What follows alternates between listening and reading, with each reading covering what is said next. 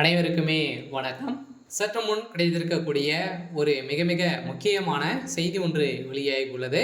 சற்று முன் நேரு வீட்டில் கட்டுக்கட்டாக சிக்கிய 850 கோடி பணம். இது மாதிரி பார்த்தீங்கன்னா செய்திகள் வெளியாயிருக்கு. சதுரடியாக நேற்றிலிருந்தே பார்த்தீங்கன்னா செந்தில் பாலாஜியை தொடர்ந்து நேருடைய வீட்டில் நேற்று பார்த்தீங்கன்னா நேரு அவர்களை குறிவைத்து சதுரடியாக அமலாக்கத்துறை ரைடுகள் நடத்தியிருக்காங்க. இந்த ரைடின் அடிப்படையில் சதுரடியாக பார்த்தீங்கன்னா 850 கோடிக்கு மேலே அவருடைய வீட்டில் ரொக்க பணம் கட்டுக்கட்டாக சிக்கியிருக்கு. இப்போ வருகின்ற 2026 சட்டமன்ற தேர்தலில் வரப்போகுது. அதுக்காக பணங்கள் அனைத்து அமைச்சர்களுமே பார்த்தீங்கன்னா ரெடியாக அவங்களுடைய தொகுதிக்கு வைத்திருக்காங்க. இதன் அடிப்படையில் இப்போ அமலாக்கத்துறை களத்தில் இறங்கியிருக்காங்க.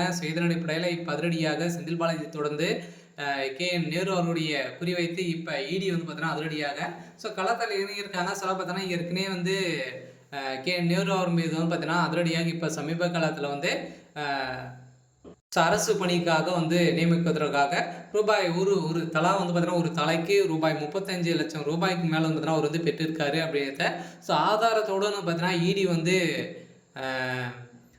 ஆதாரத்துடன் கொடுத்துருக்காங்க. இதனுடைய பேர் தான் இப்போ அதிரடியாக நேரு அவர்களுடைய வீடு அதே மாதிரி அவர் சம்மந்தப்பட்ட இடங்களில் ரைடுகள் நடந்திருக்கு. இரண்டாவது நாட்களாகவே இன்று நடைபெற்று இருக்கு. பார்த்தீங்கன்னா இப்போ நேருடைய வீட்டில் இதற்குமே 850 கோடிக்கு மேலே பணங்கள் சிக்கியிருக்கு அப்படின்ற மாதிரி ஒரு தகவல் வெளியாக இருக்குது.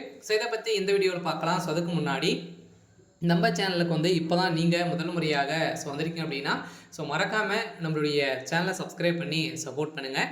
வாங்க வீடியோக்குள்ளே போகலாம். பார்த்தீங்கன்னா அனைவருக்குமே தெரியும் நேரு அவர்கள் பார்த்தீங்கன்னா திமுகவுடைய ஒரு மூத்த அமைச்சராக இருக்கார்.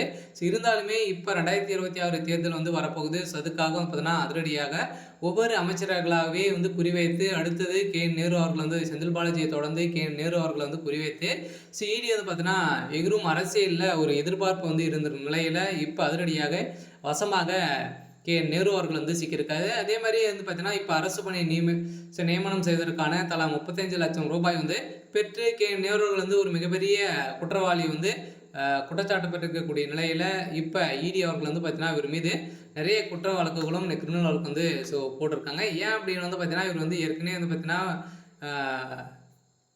இந்த வேலைக்காக ஒவ்வொரு வேலைக்குமே பார்த்தீங்கன்னா 35 லட்சத்துலேருந்து 40 லட்சம் வரைக்கும் பார்த்தீங்கன்னா இவர் பணங்கள் வாங்கியிருக்காரு அப்படின்றத ஆதாரத்துடன் தமிழ்நாடு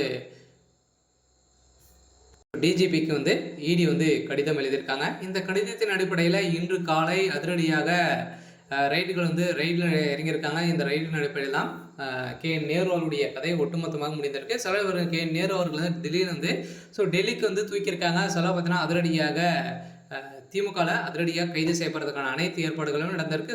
இவருக்கு 10 ஆண்டுகள் சிறை தண்டனை விதிக்க போகிறதாகவும் ஒரு தகவல் வெளியாக இருக்குது. இருந்தாலுமே என்ன நடக்க போகுது அப்படின்றத வெயிட் பண்ணி பார்க்கலாம். சரி, ஓகே. இன்னைக்கான அப்டேட் இதுதான். மறக்காமல் நம்முடைய சேனல் சப்ஸ்கிரைப்